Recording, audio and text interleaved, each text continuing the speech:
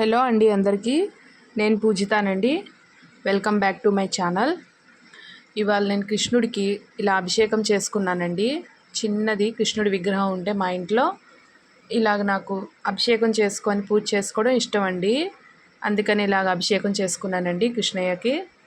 ఇంకా చిన్నది ఆవు విగ్రహం కూడా ఉందండి మాకు. అది కూడా పక్కన పెట్టి కృష్ణుడి పక్కన ఇలా అభిషేకం అయితే చేసుకున్నానండి.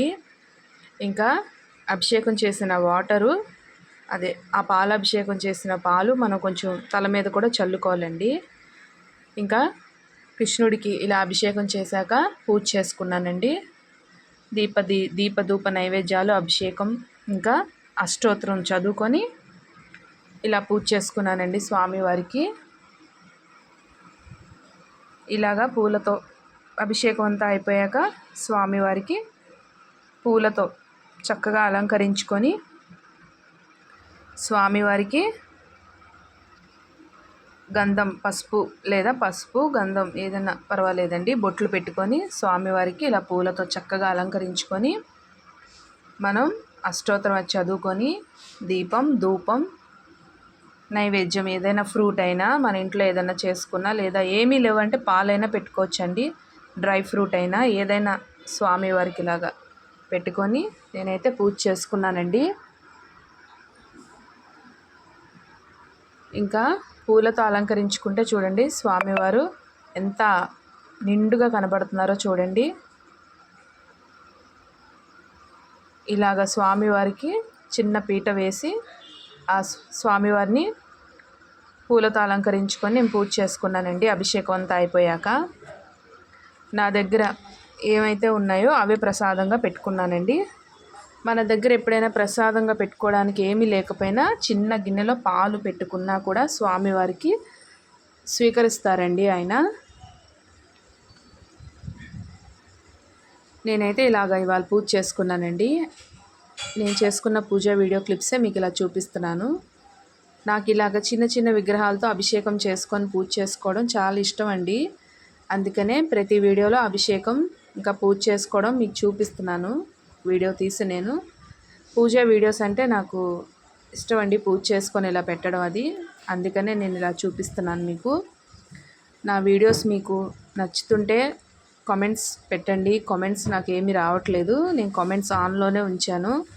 ఏదైనా మిస్టేక్స్ ఉన్నా కామెంట్స్లో చెప్పండి నాకు.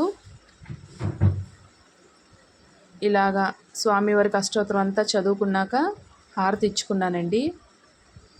నీరాజనం హారతి సమర్పయామి అని అనుకుంటూ ఇలా హారతి ఇచ్చుకున్నానండి.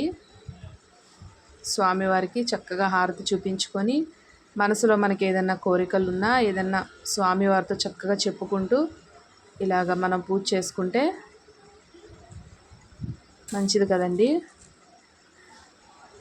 ఇదిగోండి స్వామివారికి హారతి ఇచ్చాక నేను కూడా హారతి తీసుకున్నానండి. ఇంకా ఈ వీడియో ఎవరైతే చూస్తున్నారో మీరు కూడా హారతి తీసుకోండి.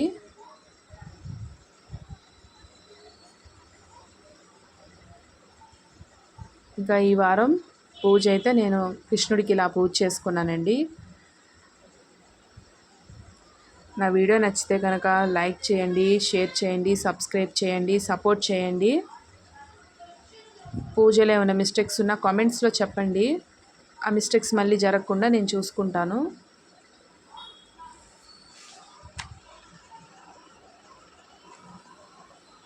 ఇంకా ఇవాళ ఫుల్ వీడియో అయితే ఇదేనండి. మీ ఫ్రెండ్స్ అండ్ ఫ్యామిలీ మెంబర్స్కి నా పూజా వీడియోస్ షేర్ చేయండి. సబ్స్క్రైబ్ కూడా వాళ్ళని చేసుకోమని చెప్పండి. సబ్స్క్రైబ్, షేర్, లైక్ ఈ 3 మర్చిపోవద్దండి. ఈ వీడియో చూశాక కంపల్సరీగా మీకు నచ్చితే లైక్ అయినా, షేర్ అయినా, సబ్స్క్రైబ్ అయినా చేయండి. నచ్చితేనే చేయండి, నచ్చకపోతే వద్దు. నచ్చాలి కదండి మీకు కూడా. మీకు నచ్చకపోతే కామెంట్స్లో చెప్పండి. నచ్చితే షేర్ చేయండి, లైక్ చేయండి, సబ్స్క్రైబ్ చేయండి.